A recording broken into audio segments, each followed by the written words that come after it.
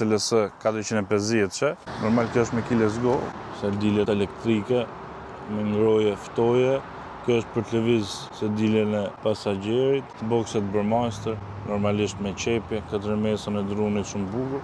Këta janë frameless, nuk kanë hekër lart. Tash timoni është shumë me flat bottom poshtë, nuk lexohet me G, po ngjashëm me ta me G është rraf këtu poshtë. Tash këtu kontrollo të dyja ekranet, kjo është touch sensitive është kjo.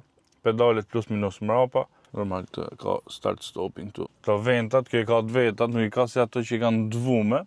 Po nga që janë të bukura të saj, i kanë bërë shumë kopjet këtyne dhe ja kanë bërë edhe modeleve tjera. Kjo është me lane keep assist, me head-up display, sensor të parkimit.